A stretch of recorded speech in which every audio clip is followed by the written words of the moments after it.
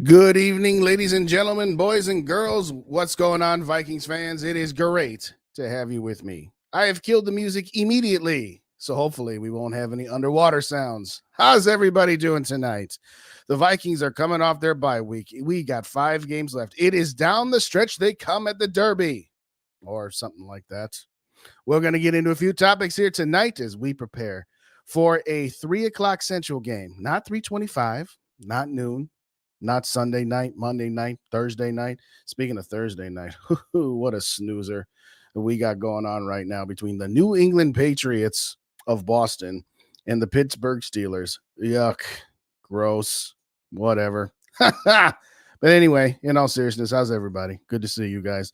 Let me get some shout outs in here right off the bat. Yeah, I know the Patriots got 14 points on the board. Big deal. Yeah, they're terrible. 2 terrible teams. Boy, they couldn't flex that out. But as somebody pointed out over on Rap and Dave show, they got 2 big markets. So the NFL wasn't going to flex that game out. No chance. No chance. Let's hit the reset button for the first time tonight. Hit that like button. If you don't already subscribe, hit that subscribe button as well. Excuse me, but let's get some shouts. Who won the prize tonight? None other than Grandpa Dave from Vikings First and SKOL. Let's win in Vegas. Absolutely. Hopefully we don't crap out. Hopefully you put it all on black or red or green, whichever one you play. Hopefully that's the way it comes up here on Sunday afternoon. If you don't already subscribe to Vikings First and SKOL, both on the YouTube as well as your favorite podcast aggregator, hit them up with us.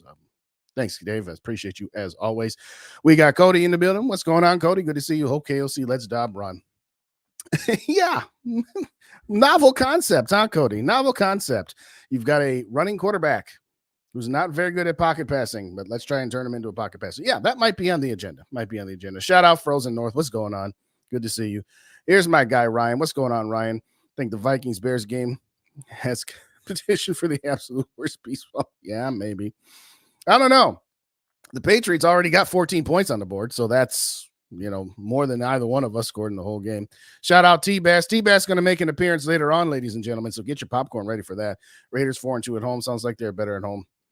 No, it's not. There's no such thing as an easy game for this team, especially without their starting quarterback. And we'll see if it makes any difference now that your guy JJ is back. But no, we are to not take any team lightly because KOC did take one thing from Mike Zimmer. We're going to keep it close and we're going to just try and pull it out at the end of the game. So, but Ryan agrees with you. No gimmies. Absolutely. Shout out Mary in the building. By the way, we'll have a couple of announcements here, but I'm going to start Mary's get back. But shout out to the Queen, Mary, the matriarch of this Vikings community. Got a couple of announcements here with some of the giveaways and the donations we've been doing here. We got Purple Papa in the building. What's going on? Good to see you. Good to see you as well. I think I've hit everybody else. There you go. Do I sound good, Dave? Do I sound good? I hope so, because I'm, 4 minutes into this bit. Okay. We are still doing donations for Mini-Me's trip. Sorry, Dave. Got to hide your comment there because, can't see the whole thing. Still taking donations for the fun field race. Take 2. Hit the rewind button. Mini-Me going to the Big Apple as well as Washington, D.C. Any donations tonight will get a matching donation from the Rochester Public Schools.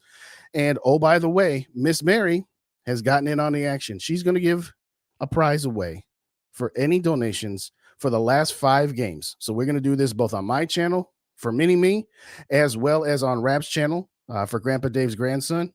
And we like what Miss Mary did here. Now, if I could just find the image of it here. Now, it's going to cover everything up here, so bear with me, ladies and gentlemen. That's right. A nice 4 set of stainless steel knives with the Vikings logo on them. I'm just sad that I don't qualify for it because those look flyer to me. You must do donations in $5 increments. Every $5 increment gets you 1 entry. And we're going to put them all together, and Rap's going to spin the wheel, and we'll announce that either Saturday night on SKOL Live, Saturday Night Live, or on Rapping for Days on Sunday. So any donations you can help with, greatly appreciated. We got a couple more in the building here, so let's get a couple more comments up before we get started. You all know how we do this. Again, hit that like button and that subscribe button if you could. Please help me grow this community. What's going on? What's T-Bass got? Is it true I heard somewhere, Jay? I looked that up. I didn't find it, T-Bass, but I'll take you. I did not see that, so I'm not saying it was or it wasn't. Oh, Patriots scored again. Look at that. 21 points. So by my math, That's 1 point less than what the Vikings and Bears scored combined. So I guess it's already out of the contest of one of the worst things ever. But yes, Mary, just to reiterate, Mary's going to give away a raffle for every one of the remaining 5 games. Every one of the remaining 5 games. Shout out Lemmy in the building. What's going on? Good to see you as always, Lemmy. Appreciate you. And we got JDT93. What is going on, JDT? Appreciate you. Appreciate you. All right, y'all know how we start this off every show that I do. Because I shout out you guys in the comment section because you guys make this a lot easier for me to have somebody to talk to. Some people say I talk to myself a lot. I don't know that I necessarily agree with that. But nevertheless, let's give a shout out to a wonderful group of men and women that are our active and veteran members of our armed forces for fighting for our freedoms and fighting to keep our freedoms so that we can be the best nation on this planet, as well as a shout out to their family members who have to sacrifice time with their loved ones so that we can be free. Shout out to the brave men and women who are our law enforcement, firefighters, and EMS, who in times of tragedy run towards the danger while the rest of us just simply run away from it. These brave men and women are shining examples of strength, courage, and strength of character. And we just want to say thank you. And finally, to the doctors, nurses, frontline workers, surgeons, and home health care providers that take care of us in our medical times of need. Thank you so very, very much. The men and women in these groups at times can work very thankless jobs. So I'm going to say thank you at the start of each show. So thank you kindly for everything that you all do every day of your lives. Thank you so very, very much. All right, let me get a couple more comments here before we get on to what we're going to get on to here this evening. We got Two-Tone Tony in the building. What's going on? Good to see you. Good to see you. Thank you, Dave. I appreciate that. Thank you. Appreciate you. All right, let's get it started here. Now, I've made a commitment to myself that I'm only going to go no more than 30 to 45 minutes. Start the clock at 7, starting from right now. Yeah, I don't believe it either, but hey, we're going to try anyway. We're going to try anyway. First topic, as always, NFC North Roundup. Why? Because we are in a dogfight. The Bears, they don't count because who cares about them? They're terrible, even though they just beat us. But they're going to be hosting the Detroit Lions. Is it possible that Detroit again? Can the Lions one more time to give us some hope of getting back into this division? I don't think so. I certainly hope I'm wrong. I'd love to see the Bears be on a 2-game winning streak and drop their second first-round draft pick a few slots down and give us a slight chance of catching Detroit. Because we need Detroit to lose at least once, and we need to beat them twice in order for us to catch the division, and that's assuming we win all 5 of our games. But, yeah, I see Detroit's going to say, you know what, we done monkeyed around and lost to the Packers. We done monkeyed around and almost lost to the Saints. I think Detroit is finally going to get their heads out of their rear end. Hope I'm wrong, though. I hope I'm wrong. The Green Bay Packers, Monday Night Football. Oh, great. Monday night against the New York Football Giants. Yeah, Green Bay's going to mollywop those guys. The Giants are so bad. Packers actually look halfway decent. Jordan Love, I'm not going to put him in Aaron Rodgers and Brett Favre category just yet, but he looked the part last week. Looked really, really solid. Luckily, the other teams in the NFC have started to fall off, and we'll talk a little bit more of that towards the end when we talk about the playoff picture, but we got to take them seriously. And after we beat them, I said they were dead in the water. Now they're not dead in the water. They have come back like the Undertaker, sat up and said, hey, remember us? We're still here. Their defense playing pretty good. And, yeah, I would love to see the Giants beat that. We'll be Giants fans. You know what? We'll cheer for Daniel Jones, the guy who beat us in the playoffs last year. Well, he didn't really beat us. We beat ourselves. But having said that, yeah, I think the Packers and the Lions are going to win this week. So we're going to have to be on our P's and Q's.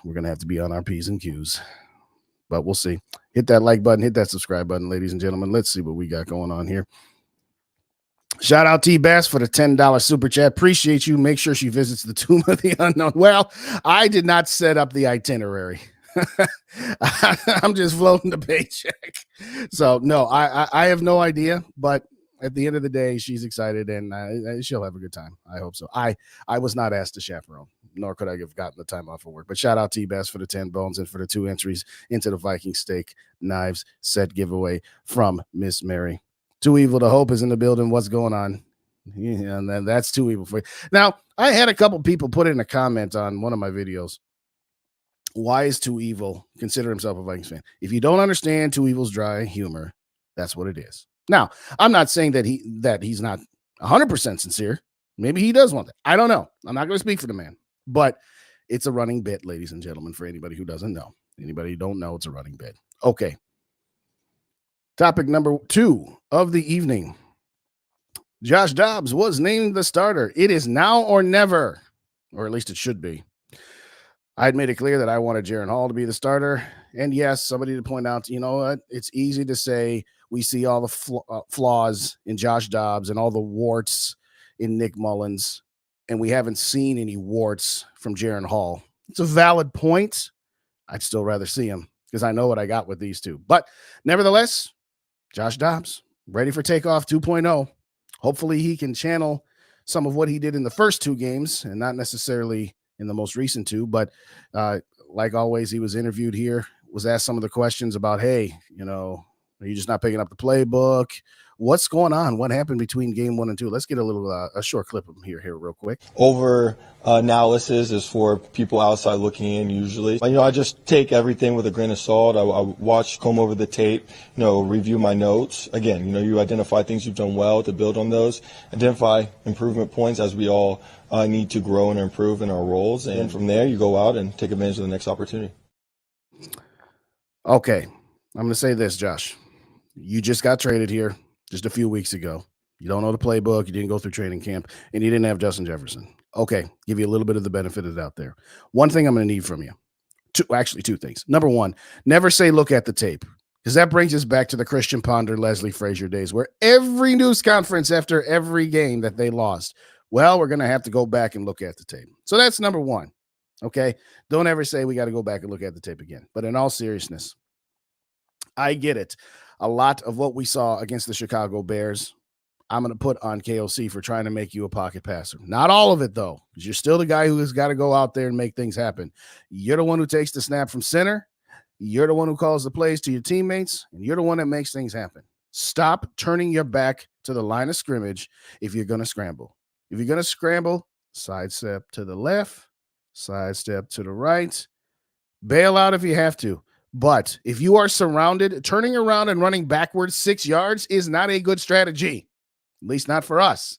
It is for the other team, not for us. So if you could please, Mr. Dobbs, stop doing that. Now, yes, I get it. I've always said backyard football is really fun, but it's only going to take you so far. So I have no issue with O'Connell wanting to try to integrate some elements of being a pocket passer, but don't let that mean that that's the only thing you can do. You take a snap from center, you go through your reads. If it's not there, just run. Don't overthink it.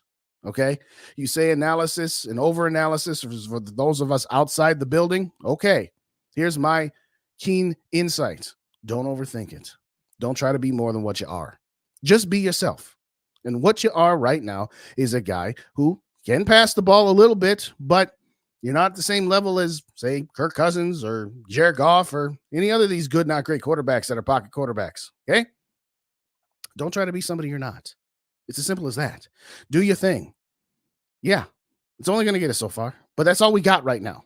All I want out of Josh Dobbs is to be able to move the offense and matriculate down the field. You don't have to try to be something you're not. Yes, you got to get better at anticipatory throws. You can't wait until a guy comes open before you throw the ball. That does not work in the NFL. It's called anticipatory throws. You got to work on that. We got to get better. But you're going to have Justin Jefferson out there. Justin Jefferson, the best wide receiver on the planet, is going to be out there for you.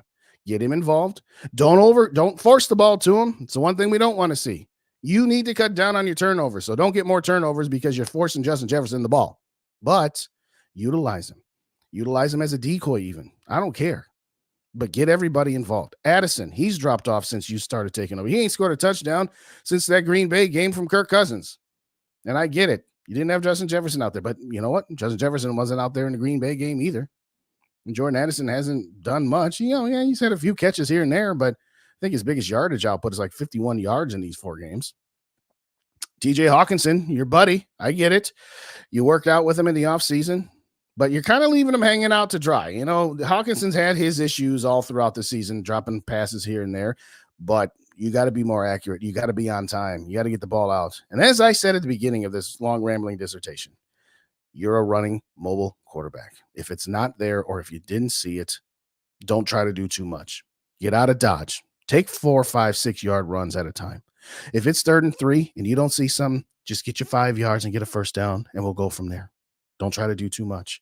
And by the way, why I say now or never is if you have one more bad game, I think it's either going to be Nick Mullins or, heaven forbid, maybe even Jared Mahomes all time. I really do think that Josh Dobbs is playing for his job right now in Las Vegas. I think if he has another stinker like he did against the Chicago Bears, I think KOC is going to go in a different direction. I believe that KOC decided to go with Josh Dobbs because, he doesn't want to make him feel bad, amongst other things. Yes, Josh Dobbs does have the highest ceiling of the 3 quarterbacks. He's also got the lowest floor. Josh, one last thing. Stop turning the ball over. Easier said than done, but it's a systemic problem with the Vikings this season. It didn't just start with Josh Dobbs. Everybody said, well, if we just cut down the turnovers, we could win a lot of games. Well, yeah, we've been in a bunch of 1-score games, although that Philly game was really a 2-score game that we, backdoor covered with one meaningless touchdown with less than a couple minutes left to go in the game. So, but nevertheless, as my compatriot Dave from Minnesota Sports Talk has said, we're the only team in the NFL, or at least the top teams in the NFC, that's never gotten blown out. Okay, that's good to an extent. It's not the end all be all. And at the end of the day, your record is 6-6 just because you've lost 6 close games. Well, 5 close games and 1 sort of close just on paper only. But yeah, we need to cut down these turnovers. The defense is doing as much as it can. We need to cut down on these turnovers. 24 turnovers in 12 games. 2 a game. That is 2 extra possessions that your opponent is getting. The defense is the only reason you're in half of these games with that many turnovers. So, Josh, you got to take better care of the football. And like I said, keep it simple. Now, I'm going to get to KOC's half here in a minute. I got a few things to say about him, as I have. But for right now, Josh, just do your thing. Don't try to do too much. Against the Vegas Raiders anyway, that should be enough. But we'll see. All right, to the comments. What do we got here? I know you guys got stuff for me. You always do. Y'all never let me down. Shout out my worthless opinion for the $10 super chat and 2 more entries into the knife steak set for Miss Mary. That's going to be given away this weekend. Reminder, anything today will be matched by the Rochester Public School System. So appreciate that. And again, what is it matching for? Well, the donations are going to Mini-Me, going to the Big Apple. If you've been here before, y'all know that. But if this is your first time here, anything you can help, she's going to New York and Washington, D.C. This spring. So shout out, as always, again, to my worthless opinion, the greatest single Twitter, YouTube, Facebook, MySpace handle of all time, because your opinion is rarely, if ever, worthless, especially on my show and all the other shows that you participate in.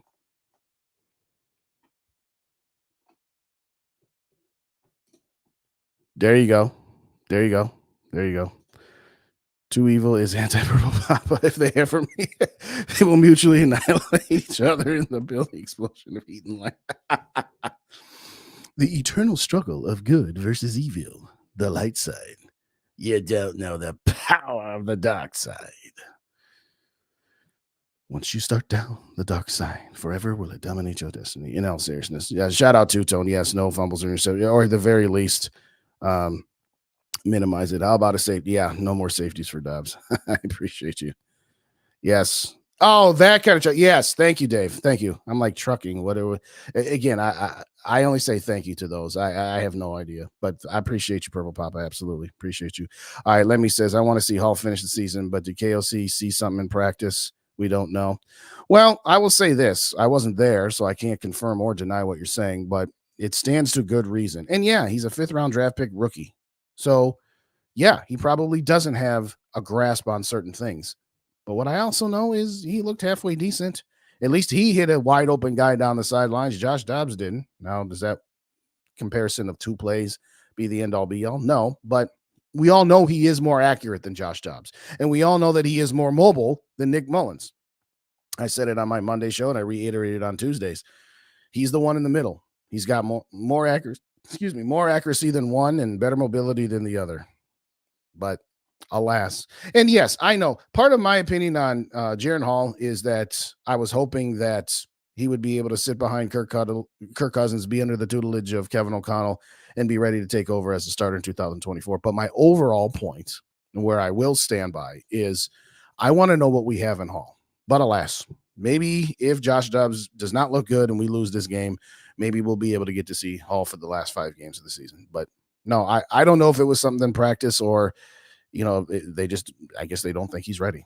I mean, yeah, if Nick Mullins hadn't been hurt, he would have got the start in Atlanta and not Jaren Hall. So it is what it is. It is what it is. We with the Dobbs. Don't get me wrong. I want the guy to succeed, Purple Papa. I always want the team to succeed. I remember people say, Justin, you just hate Kirk Cousins. You want to see him fail just for the sake of being right. No, I don't. I want to see this team win a Super Bowl before I die. I'm always cheering for no matter who it is. I'm just giving an opinion as to I think this guy versus that guy gives us a better chance of winning. Or when it was Cousins, it was, hey, I know what his ceiling is, which is probably the divisional round of the playoffs. But no, we all standing behind him. I'm just saying that I think Hall would give us a better chance. I'm not saying it bad. I'm just saying like, hey, all right, you the guy. This is what you're going to have to do. This is what you're going to have to do. Yeah, that is how long it's been since we have it seems like it's been like 6 months since we've seen JJ out there. Speaking of JJ, shout out nephew in the building. What's going on, JJ Vikes? Everybody go sub that, man. He had Cameron Bynum on his channel. I'm jealous, man. You got to get me to hook up, JJ. You got to tell me who it is you know and whose number I got to dial to get somebody on my channel. But in all seriousness, after the show, go check out nephew over on his channel. If you don't already subscribe to the young man, again, 14 years old, and he's killing it. He's absolutely killing it. Shout out SKOL for Life, Barber in the building. What's going on, SKOL for Life? Good to see you, as always. Thank you so kindly for joining me. Okay, Frozen, you don't know the system. There are 5 people in the play. Well, there's something to be said there. But I agree with Ryan. A very good comment, Ryan. Dobbs is on a short lease. It does suck that Mullins is the backup instead of Hall. Spot on, Ryan. Totally agree. Totally agree. The tape may be out on Addison, also be physical with it. Well, yeah. And again, not having Justin Jefferson there to take the best cornerback off of the defense might have a little something to do with it too. But whether it's the rookie wall or whether they figured him out, I don't know. But and that gets back to KLC, and I'm going to get to that in just a minute here. He's got to do more. But I'm going to get to that in a minute. So I'm going to let that one go for right now. Well, I do agree JDT is better than Mullins and Mannion. I will give you that. I will absolutely give you that one. Shout out Caesar in the building. What's going on? And I totally agree. The fact that Hall isn't the backup is also, it's driving me crazy. But it gets, and I said this the other day, I think it's these coaches always go with the safest play. Because if they go with the non-safe play and they take a risk and it backfires, then they'll receive more criticism than if they take a risk and it backfires.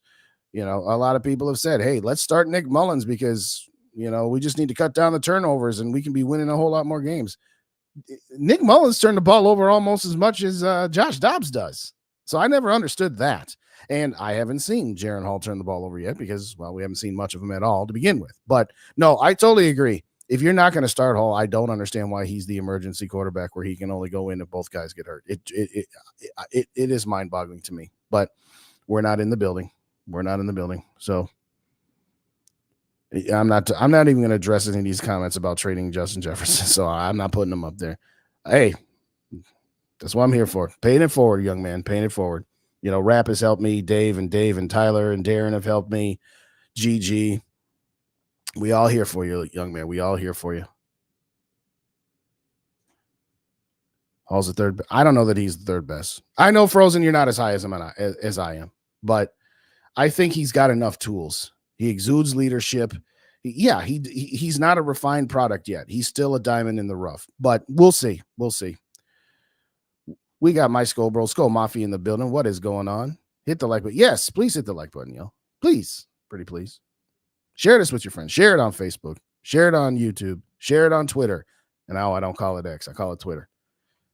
And let your friends know to hit us all up. Okay, next topic here. Next one. What do we got?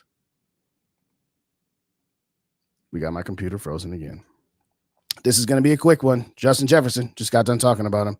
Time for you to show out, man. Put it in the chat. You think Justin Jefferson, how many yards, how many touchdowns Justin Jefferson going to get? I'm going to say this. Get him involved early. Get him involved often without forcing it to him.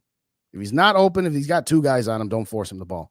But do a little bit of what you had to do with Randy Moss. I remember when Randy, you knew when Randy was going to have a good game and you knew when Randy was going to be Randy. If you got Randy Moss a couple catches on your first couple of drives, he was engaged, he was active. And if he didn't, then he started to check out. Now, Justin Jefferson is not the guy that's going to check out. And don't get me wrong, Randy Moss is my second favorite player of all time on the Minnesota Vikings, only to John Randall. So I'm not disparaging him, but I'm just saying the facts are the facts. You get him involved early, okay. Get Justin Jefferson involved early. Now, I don't want to see a wide receiver dipsy doodle screen for a gain of 2 yards. I'm saying get him on some square ends, get him on some quick slants, just get him on some button hooks, basic football, but get Justin Jefferson involved early and often. Force that defense to say, okay, yeah, we still have to account for Justin Jefferson. He is back 100%. But if you do that early, you'll then be able to establish your run game. You'll then be able to get your other players involved.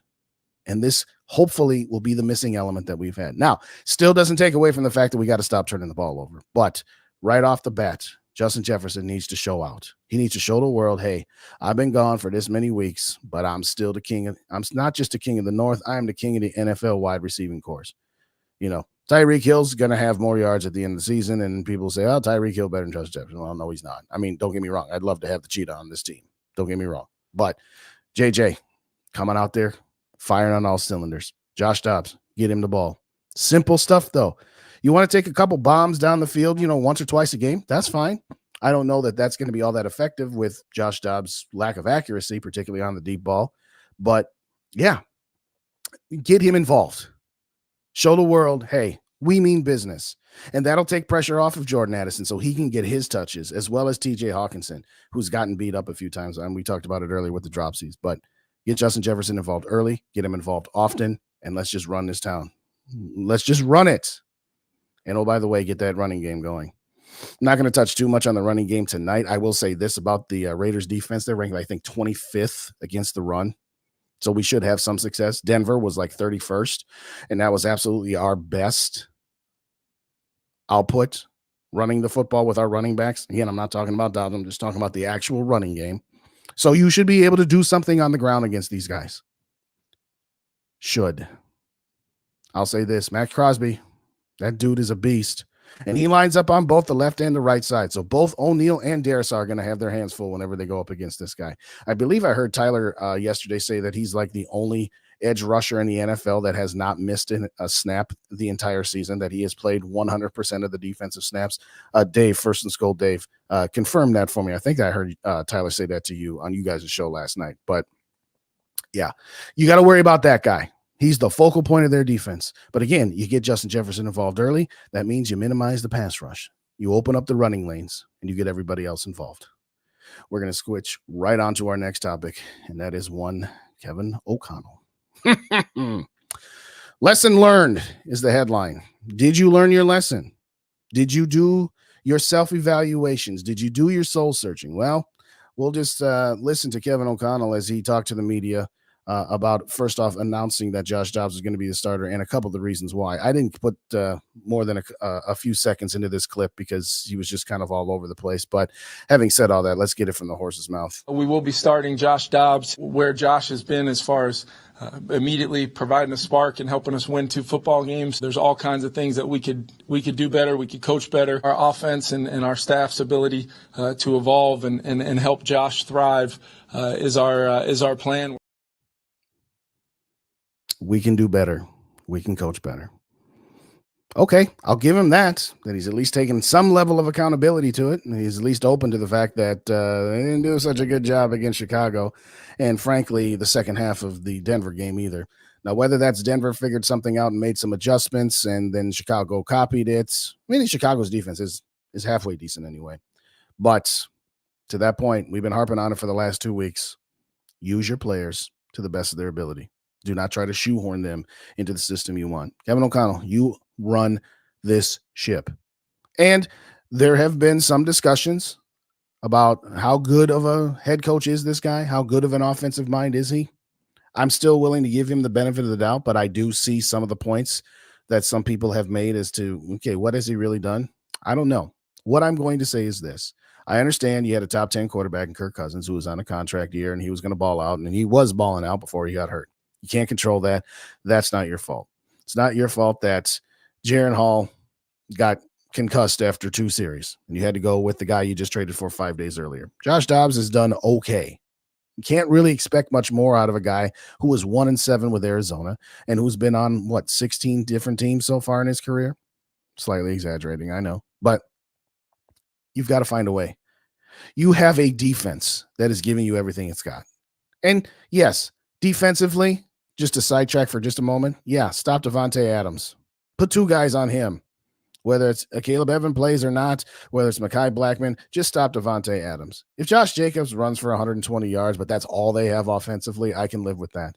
But again, KOC, Brian Flores has worked wonders with this defense that was so piss poor last year. And you are not taking advantage of it. You gave up 12 points at home, albeit to Justin Fields, and you lost that game. You lost that game by 2 points. You lost Denver by 1. Some will say, well, if Justin Jefferson had played, we could have made up those 3 points. Probably, maybe not. Maybe he gets hurt again. I don't know. All I'm going to say is this, Kevin O'Connell, I hope you've learned your lessons. I really hope that when you go out with your team on Sunday afternoon in Las Vegas, Sin City, that we don't see any more of this tomfoolery and skullduggery. I hope you've gotten it through to your team to stop turning the daggone ball over as rapidly and as often as they have. I hope you have learned, okay, I can't expect Josh Dobbs to go out there and do what Kirk Cousins did. I hope you haven't tried to legislate the running ability of Josh Dobbs out of him, because that's what it looked like to me. Now, again, in fairness, there were plays that were called that Josh didn't hit, that he flat out missed. But what I don't understand is when it's 4th and 7, you're going forward, and when it's 4th and 2, you're not. Relatively close to the same field position. I don't get that. I don't get some of your challenges sometimes. But at the end of the day, you're what we got. But this, again, is a team that you should beat handily. Vegas is mediocre. They're not all that good, but neither were the Broncos at the time. No, yeah, the Broncos have been doing better. Okay. Yeah. And the Raiders beat the Broncos week 1 by a point. And I'm not just saying A is greater than B and B is greater than C, therefore A is greater than C. But this team is just so mediocre. Yeah, they hung with the Miami Dolphins, but they also barely beat the Jets. They lost to the Bears, and they barely beat the Patriots. Now, they barely beat the Packers, and frankly, I'll never be upset that they barely beat the Packers. Anytime a team beats the Packers, I'm good with it. But KOC, your defense gave up 12 points at home and you couldn't win that game. You can get more than 10. Yeah, I know. Josh made some bad plays, but it seemed to me like you told him, hey, don't run. That's what it seemed like to me. I could be wrong. I'm not in the building. I don't watch tape, all those things. All I'm going to say is, hey, KOC, I hope you learned your lessons, because we got 5 games left and we need to go at least 4-1. I'll say it right now. I'll get into more details on my last topic when I talk about the playoff picture and what we need to do, not only this weekend, but for the rest of the season if we're going to make an appearance in these playoffs. But you have 5 games. You should go no worse than 4-1. Maybe lose 1 to Detroit. That's it. You should beat the Raiders. And I know the Bengals looked halfway decent the other night. That's great. That's all well and good. But no, you shouldn't lose to that team without Joe Burrow. You shouldn't be losing to the Vegas Raiders. You shouldn't be losing to the Green Bay Packers, and you should be splitting with Detroit. But for right now, KOC, utilize your guys and utilize their abilities. All right, back to the chats. And I got a whole bunch of them backed up because I did 2 segments at once. So I know I got some people in the building that I got to shout out here. All right, Purple Papa says, Josh Dobbs got his 2 ones we know would have been in more games than Hall. Well, I don't know about Hall. Mullins, I'll give you. Should be better with JJ. I do agree with that. Should be better with JJ on the field. Absolutely. I'm just saying, I would have loved to have seen what Hall would have done had he not got concussed. Maybe we'd be talking about him. Don't know. JJ says that JJ will get 2 tutties, 2 and 100 yards. I hope you're right. I hope you're right. Purple game. I hope we get to see the. Yes, got to get him in the end zone at least one. Shout out Gary in the building. What's going on, Skullmate? Good to see you. Good to see you again, as always. I just feel if we can ever be able to get our run game going, then everything else would come together. Bootlegs. Well, here's the thing. Bootlegs, run pass option, you should be able to do that anyway. You should be doing that anyway, especially now that again, I'm not saying do all that stuff with Kirk Cousins or Nick Mullins, but with Josh Dobbs, you should be doing that regardless. You should be doing that regardless. I'm the biggest long-term fan. I wanted to fire Kirk for him at the end of 2000 before all this. He's just not the man right now. Okay, fair enough. It was never designed to be. No, that's absolutely true. For me, at this point, I know what Josh Dobbs gets us, and I don't know what Jaren Hall gets us. And I'd rather find out because I'd rather know what we have with him at the end of the season. But to Evil, whatever happened, I have no idea what happened to her. I have no idea. I ain't seen her for a minute. Good call, Mary. The O-line does need to play better. They were good for a while, and they've trailed off the last couple of weeks, last couple of games as well. You're absolutely correct. Mr. Tonic, what's going on? Shout out, Mr. Tonic. Good to see you. Good to see you. Okay. Mike Sports Vibe is in the building. Good vibing with you tonight, Mike. Good to see you. Thank you kindly. Everybody sub up my guy, Mike Sports Vibe. Now, granted, you'll have to filter out half his videos about the Vikings and half the videos about the Philadelphia 76ers, but at least he's not an Eagles fan. But go shout out my boy. Go hit up my boy with a sub. KLC did mention that he could have coached better. Yes, absolutely. And I will give him credit for at least owning up to it. But okay, you own up to some mistakes you made. You apologize for him. You learn your lesson. Hopefully he's learned his lesson. I forgot to change the banner. If y'all didn't do so, hit that like button. Wipe your feet at the door, as we say. Wipe your feet at the door. Some hellos. Hall gets to start on the home game. I'll tell you what. If Josh Dobbs plays terrible like he did against Chicago, I start him in Cincinnati. I don't care if it's a road game. And yeah, I know you got the home game against Detroit and then a home game against Green Bay after that. But one way or the other, I want to see him before the end of the season. Purple Papa says he gets 169 on two touchdowns on 8 catches. I'll take that. As long as everybody else is still getting involved. You know, I'm not comparing JJ to MJ, but MJ didn't win any titles until he got his teammates involved. But yeah, I would love to see a stat line like that. I absolutely would. Flashback to Zimmer, need to play better. Yeah, I said that earlier. He's like Zimmer. He's got to keep everything close to him. He's got to keep everything close. It drives me crazy. It absolutely drives me crazy. I don't know this business about Anthony Edwards playing in the NFL. I'm not buying it.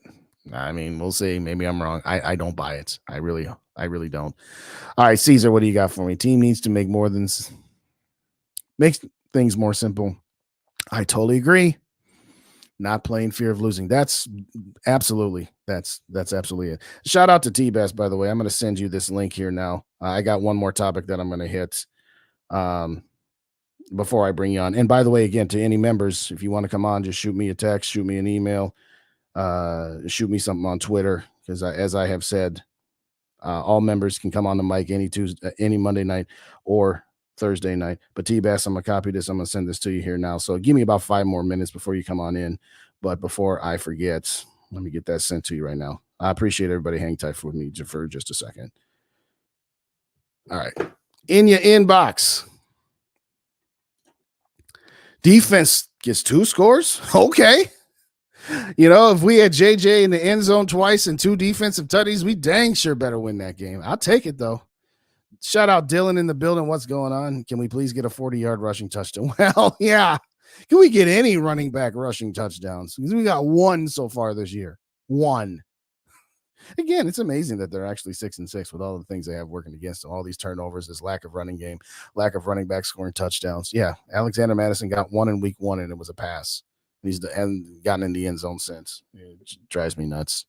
This team, that's what they do to us. They just drive us crazy. Frozen North, you here to talk that talk. There you go. Shout out Steve. What's going on? Sarkasian, good to see you, man. I hope this Raiders game is not like the Bears. Oh gosh. Oh. NFL's young. Okay, perfect. Thank you. I appreciate you. Thanks for letting me know that. I wonder why I haven't seen the youngest GM in a while, but all right. Now it makes more sense, Steve. So thank you for that. I appreciate you. Yeah, I totally agree. And I do think B-Flow is going to have enough for this young quarterback. Defensively, we shouldn't be giving up any more than 14 points, which is why to win this game, you need, 17, well, technically 15, but you get my point, that there is no way we should be in a contest with the Vegas Raiders. They're just not that good. But then again, we've said that. Good night, nephew. Good to see you. Thanks for coming. I'm going to make a video too. Okay, cool. Good to see you. I know that was 5 minutes ago. Maybe you heard me, JJ, but thanks for stopping by, nephew. I appreciate you. Now that would be sweet. We're going to have to hook that up. We're going to have to get Chandler and JJ on the mic together, Gary. That's a brilliant idea. I know exactly what I would do if I was there. All right, you can tell me when you come on, T-Bass. You can tell me when you come on. I hope Kevin O'Connell will play calling. Sweet Josh. Suits. Yeah. Thank you. Thank you. I totally agree. How do I become a member?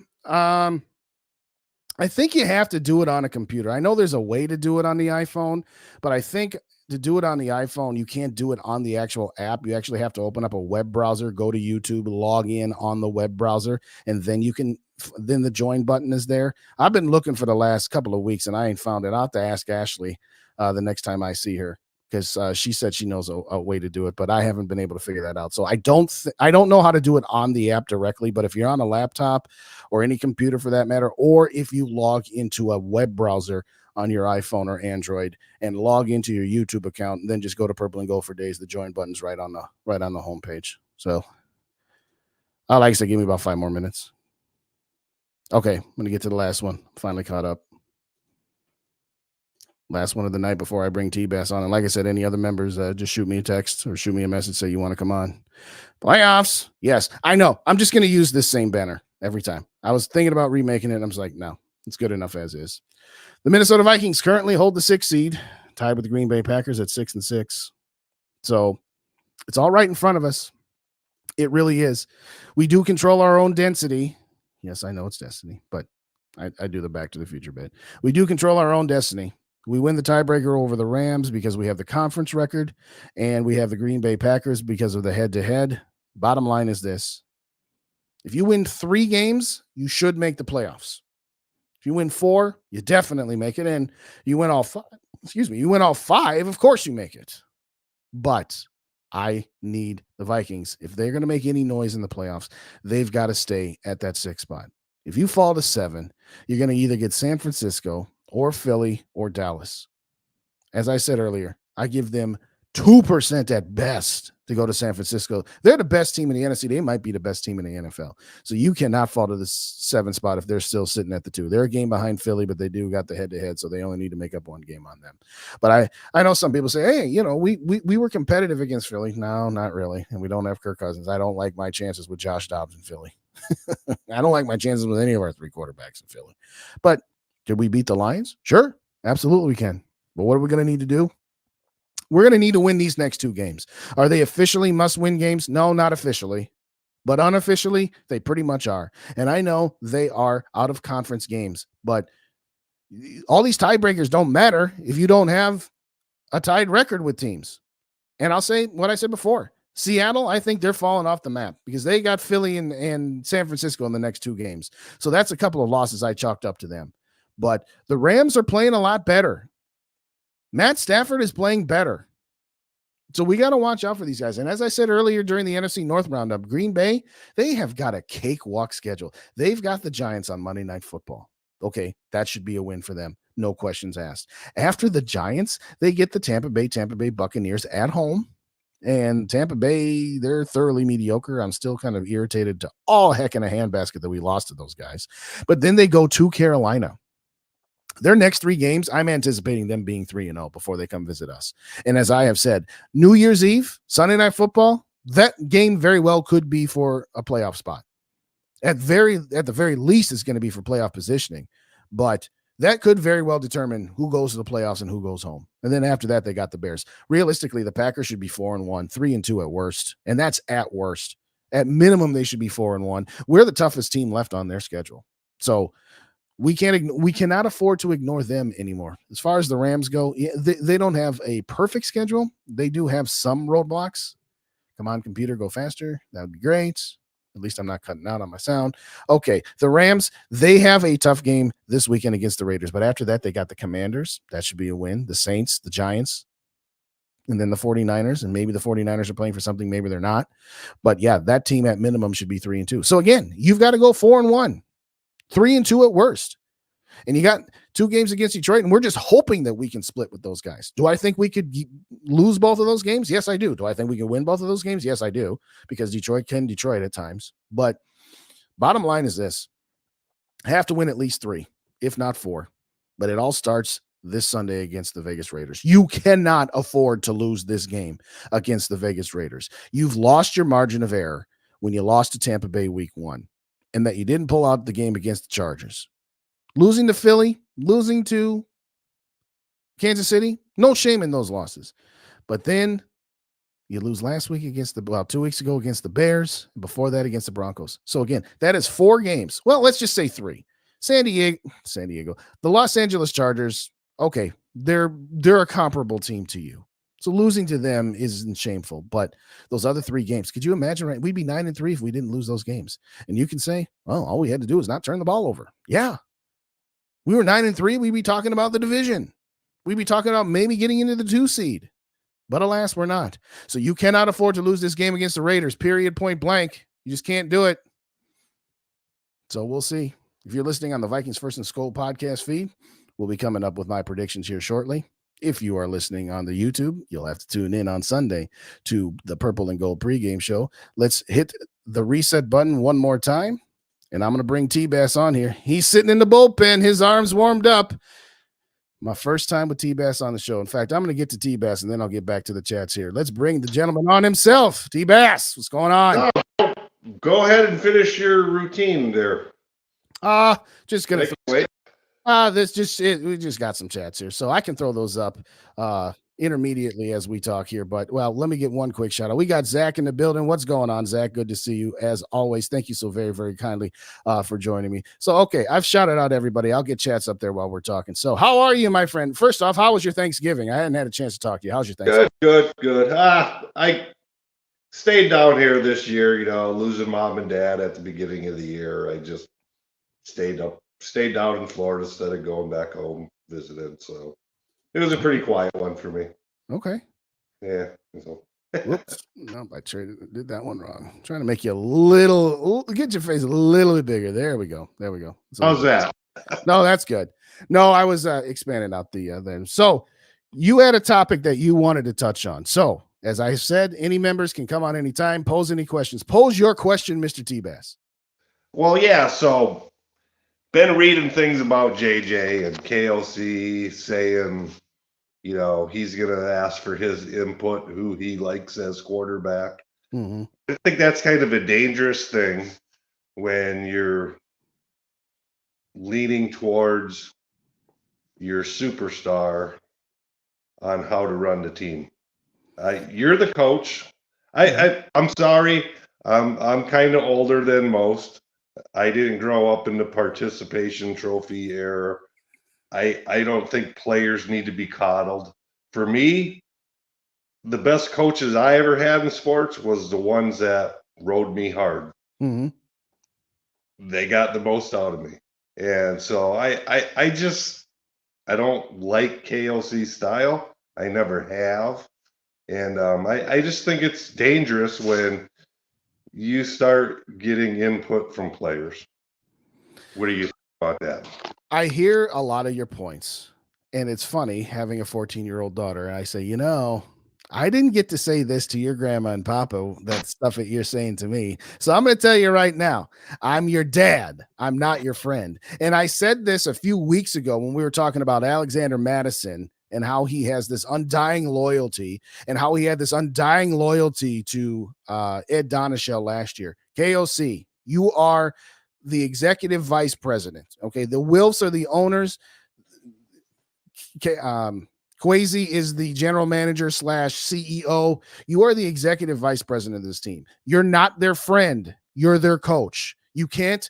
It's one thing to be too far the other way, the way Mike Zimmer was, which was, I don't give a rat's behind about anybody's feelings, but it's okay to be a player's coach. It's okay to empower and build your team up a little bit. But I agree. There are times where it seems to me that he does have a little bit too much of the I want to be the parent that you like versus the parent that tells you how it is. Yes, there are days where I have to tell my kid, hey, I ain't your friend, and I'm going to have to tell you things you don't want to hear, and you can be mad at me all you want, but that's in the job description of being a father. Same thing for KOC.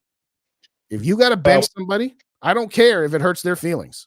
Well, one of the things I wasn't happy with both of these hires, I mean, it's okay, but most times in sports, you don't hire a rookie head coach and a rookie GM.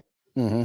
One or the other. Right. You Yes. hire an experienced GM to help the coach out, or an experienced coach to. It's so to me, it's like the Wilfs are okay. So if you own a business and you want to save money, what do? You hire people fresh out of college Mm-hmm. or an experienced engineer that wants more money and wants to do it the way he wants to do it. No, they didn't go that route. To me, they took two guys who wanted to get their feet wet and were willing to say, "Yep, we'll do exactly how you guys want." Mm-hmm. And so for me, and this is a way it concerns me, not just sports, but the way people live their lives anymore. Mm-hmm. There's a lot of these streams out here, okay? Yeah. Yeah. And so if you create an echo chamber and just go to these some of these streams that everything is positive. Yeah. You know, Jordan Anderson, before he caught a ball, was going to be rookie of the year. KOC is an offensive mastermind when he Mm-hmm. was basically the Rams ball boy. You know, Quasi, this analytical genius, he's going to, you surround yourself by that because that's all you want to hear. You're never going to see the problems. Right. Problems that they have. And that's why some people say, T-Bat's always negative on the bike. I love my but Absolutely. Yeah. but successful organizations in business celebrate the good things, but focus on the problems. And Absolutely. so for me, as I said, this Rams game, if I was the Rams, I would triple, quadruple team JJ because I guarantee it, the game plan is going to be get the ball to JJ. Mm-hmm. And I've been yelling about this from day one. KOC cannot in-game adjust. So when they take away JJ, KOC is not going to be able to adjust because he will have no plan. I agree with you there. I absolutely agree with you there that KOC, at times he gets out coached and at times he outsmarts himself. I remember, and I just started the channel, but I was on a different channel at the time after we lost to Detroit in Detroit about a year ago. It was right around this time. And we were not playing very well, but at the end of the half, we had an opportunity. We were in the red zone. It was 1st and goal from the 3.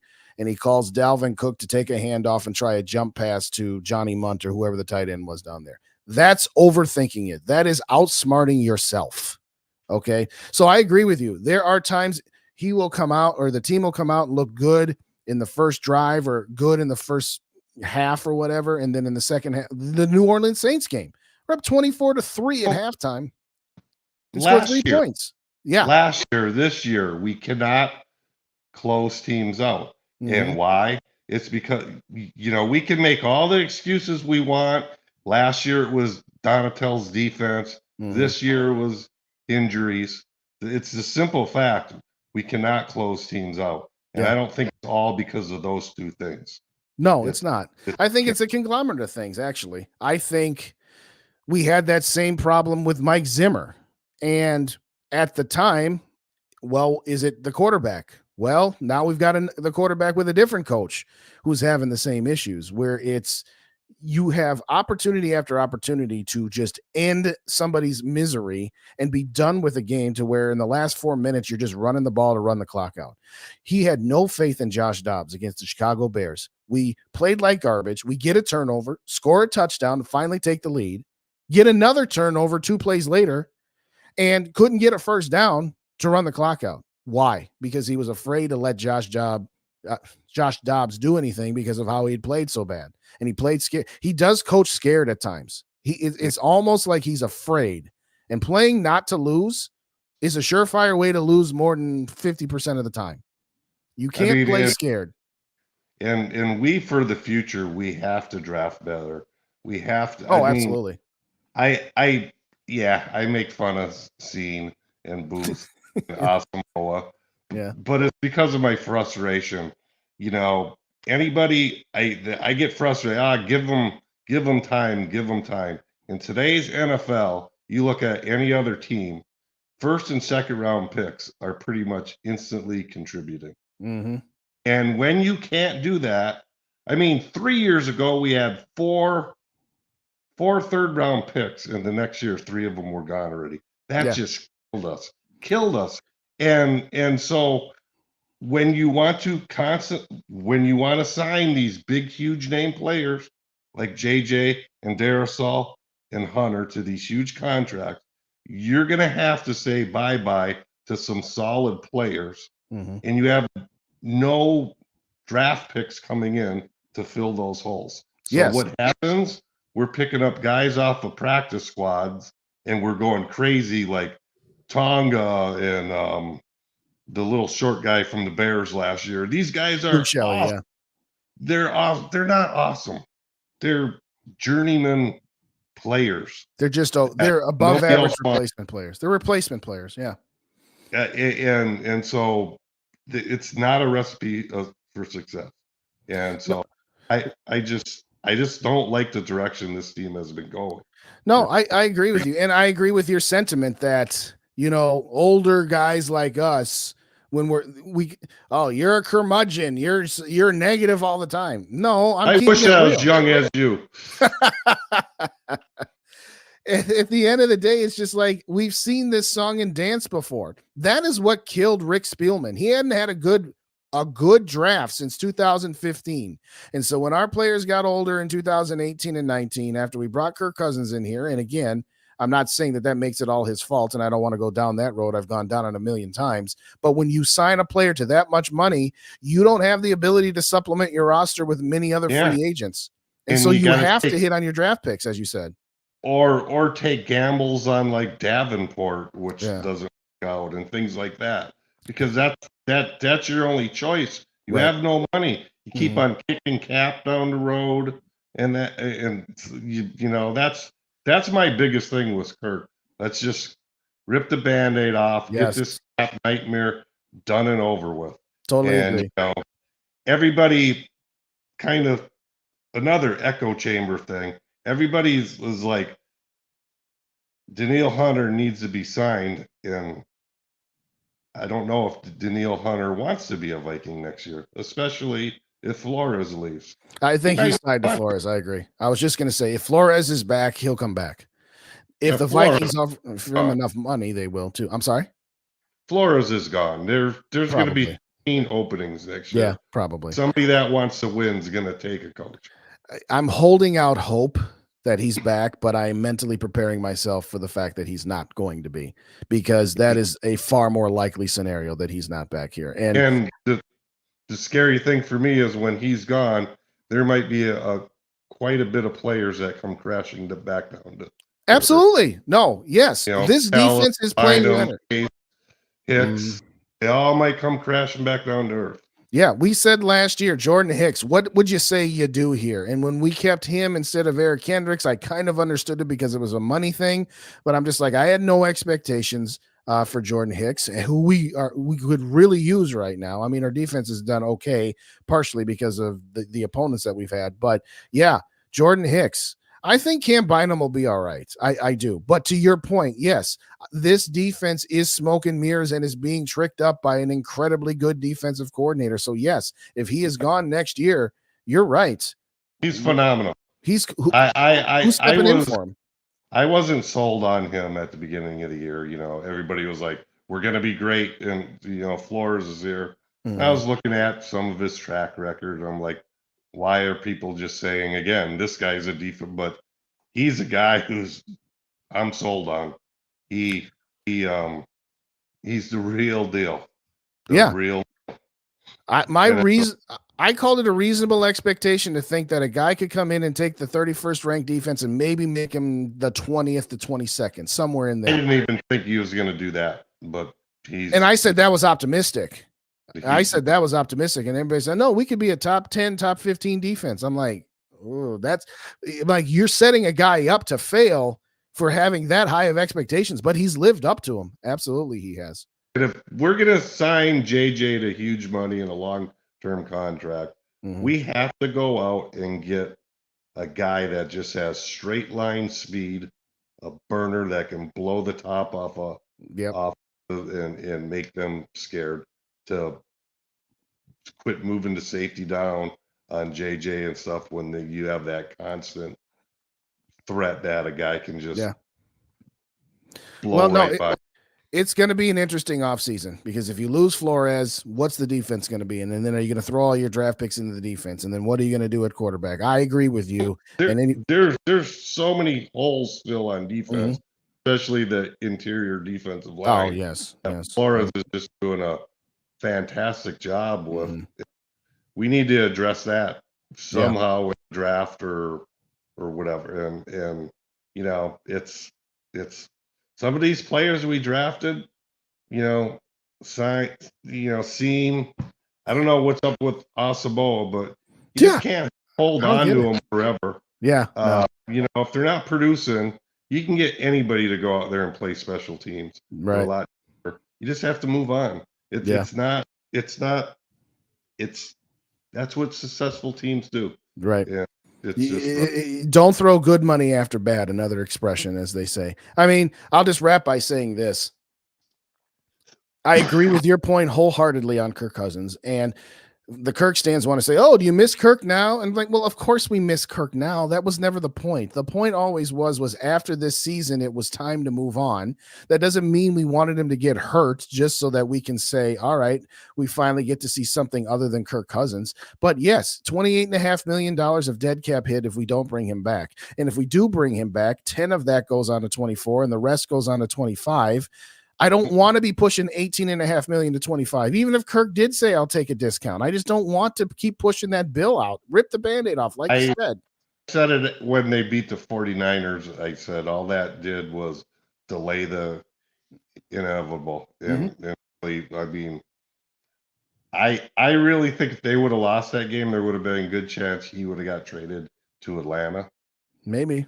That's what I would said. I know I said it on my show. You probably remember me saying this. I said when they started out 0-3 and then they beat Carolina, okay, whoopty ding dong. And then they lost to Kansas City. They're 1-4 now. And I said, if you go 1-1 against Chicago and San Francisco, blow it up. Trade Danielle Hunter. Trade Kirk Cousins if you can find a way to get him to waive his no trade clause. Trade Harrison Smith if you can. Trade KJ Osborne, Ezra Cleveland, all of those guys that are pending free agents. And yes, I wasn't upset that they beat the 49ers because, you beat a good team. So now you've shown me something that maybe you can get this turned around. But then, of course, the next week Kirk gets hurt. And then the whole thing's back to square one. Yeah. You can make the argument. I'm never going to be mad that they win, but you can make the argument that did just delay the inevitable. I actually was a little frustrated with that win because it's like this is just going to hurt them so bad in the long run. Yes, long-term viability, it was a bad thing. Yes. I mean, they could have had some nice draft picks with trade Kirk and Hunter and, build for the future.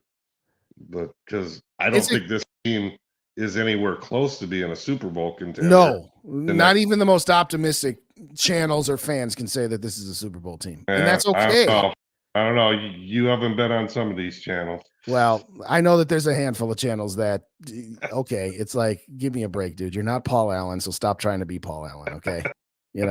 Paul Allen, you understand that, he knows where his bread is buttered, and I don't begrudge him that. I'm just saying, let's keep it real here for once. But no, yes, I know that there's I got a good football story real quick before I go. Sure. All right, let's do that. Personal real story. quick. Let me shout out Dr. Proto in the building. I know you said you were late for dinner, but yeah, wontons and rice. I don't mind that at all if I was that. Scolded is in the building. What's going on, Scolded? Good to see you guys. I know that I've got a guest on here, so I haven't been keeping up in the chats and shouting people out as they come through the building here. Shout out to Lord Duncan. What is going on? No, you didn't miss us. What's going on, Lord? Good to see you. And I think I got it. All right. Yeah, I got it. All right. Football stories from two guys. Go ahead. Me in high school, I was never, ever scared of getting hit by someone or hitting someone, all from one thing. When I was 11 years old, we were playing football on the street, and somebody threw a deep pass at me, and another guy are running down, going for the ball. And the guy lets up, and I'm like, why is he letting up? I got this. I catch the ball, and I just ran full speed into a parked car. And I remember I always tell myself, nobody's going to hit me harder than that. So that's like Happy Gilmore standing in front of the in the batting cage, just letting him hit into the chest. Speed, literally full speed into a parked car. Literally full speed. I didn't even see it. And they still let you into the armed forces after that, right? There you go. Oh, hey, I hope they let your daughter go to Arlington Cemetery, because that's something to see. The Tomb of the Unknown and all the gravestones. It really puts some things into perspective, even Absolutely.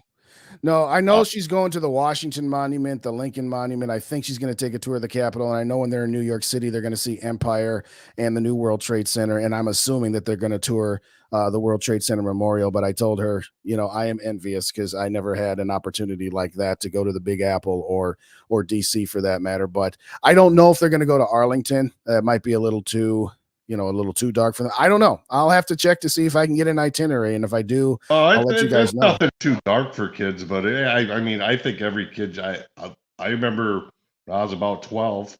We went on vacation, and that's one of the vacations I'll never forget. Yeah, just never forget Arlington Cemetery. There you go. Hearing the stories and all the grave. It's a if you haven't seen it, anybody, adults or what, anything, you need to go to Arlington Cemetery and visit it. It's something you'll never forget. Yeah.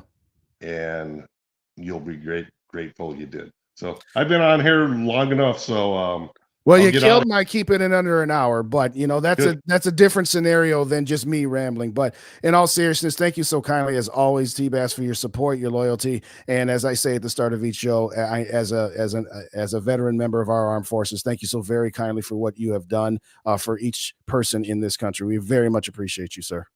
All right, see you guys. All right, you have a good night. SKOL.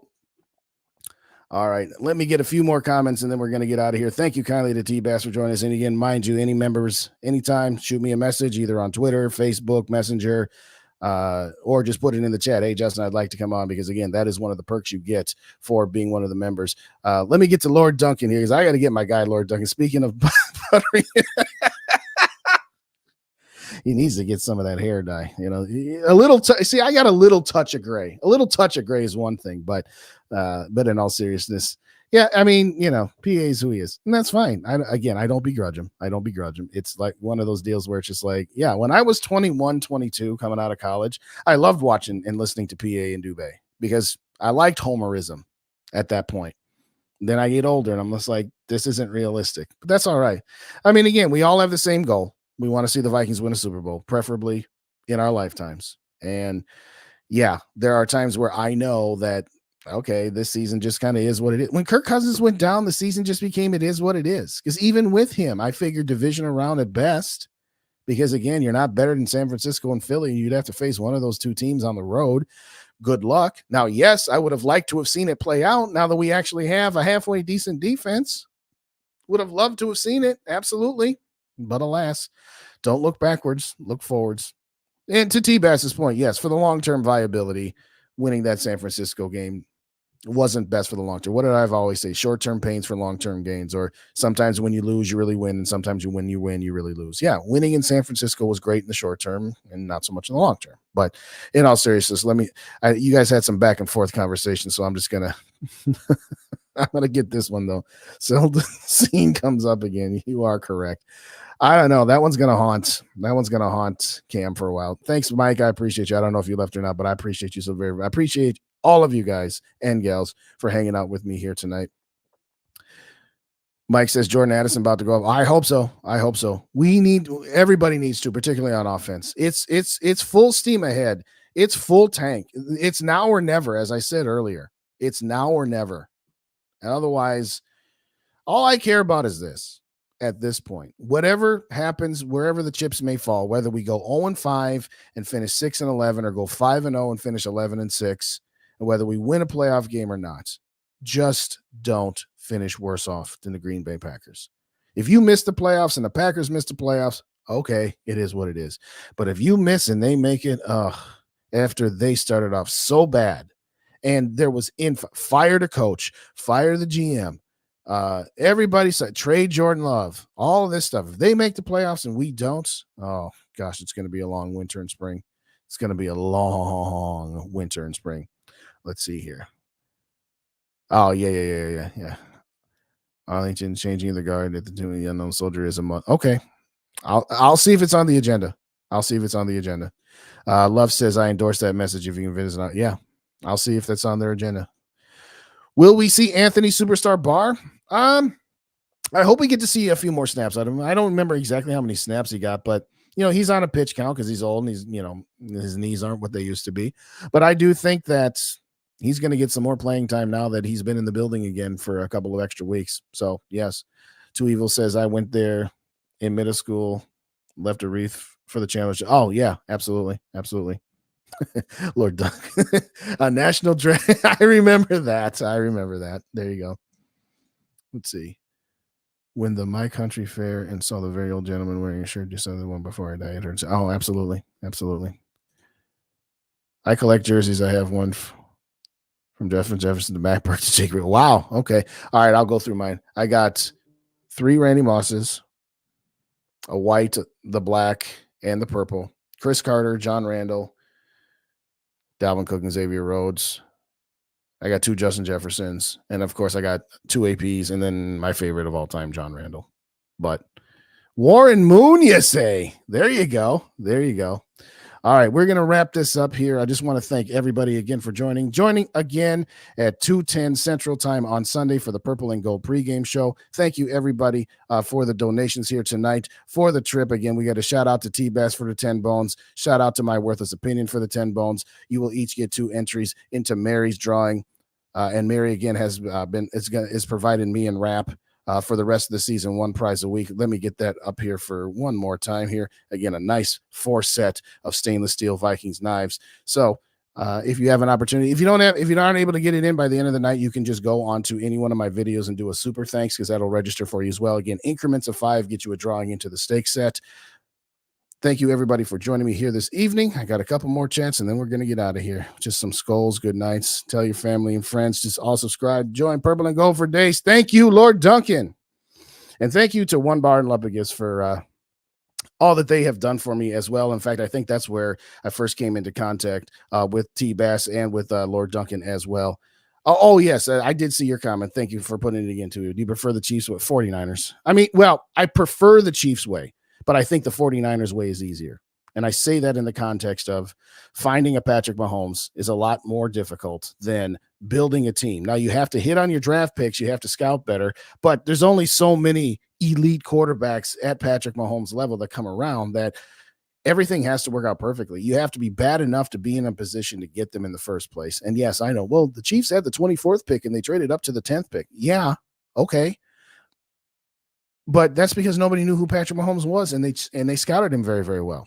You try to trade up from the 20th pick to like the 4th pick, that's going to cost you a lot more than trading from the 24th to the 10th. So sometimes it is a lot of luck.